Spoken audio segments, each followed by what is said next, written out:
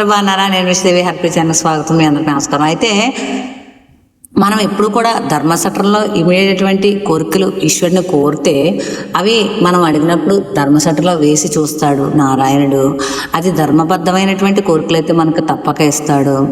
కానీ ఒక్కొక్కసారి అదేంటో మనం ఎప్పుడు అడిగినా ధర్మబద్ధమైన కోరికలే కోరుతాం, కానీ ఈశ్వరుడు మనకి ఇవ్వడు. ఎందుకునో వాటి విలువ మనకు తెలిసాక అడగ్గా ఇస్తాడు. అయినా కూడా మనం భోజనాలు ఈశ్వరుడు వడ్డిస్తున్నాడు, మనం కడబంతిలో ఉన్నాం. ఆయన మన దగ్గరికి రావడానికి టైం పడుతుంది, అంత మాత్రాన మనకైనా వడ్డించడానికి కాదు దాని అర్థం.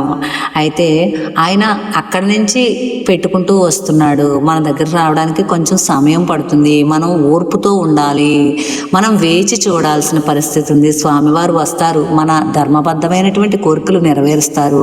మనం కోరిన కోరిక ఎప్పుడూ కూడా ఇతరులను బాధ పెట్టేదిగా ఉండకూడదు, ఇతరులను భయపెట్టేదిగా ఉండకూడదు, మనం స్వార్థపూరితంగా కోరుకోకూడదు. మనం కోరిన కోరిక ఏదైనా ధర్మసత్రంలో ఇమిడినట్టయితే ఈశ్వరుడు యొక్క సమ్మతి కృప ఆ యొక్క కోరికకు దక్కినట్లయితే కనుక ఖచ్చితంగా మనకి ఇస్తారు. ఆయన ఒకవేళ ఇవ్వలేదు అంటే మనం రోధించకూడదు, బాధపడకూడదు. స్వామి మనకి ఎందుకు ఇవ్వలేదునో అని మనం ఒకసారి ఆలోచించుకోవాలి. ఏ వస్తువు ఉన్నా లేకపోయినా ఆయన మనల్ని పరీక్షిస్తారు.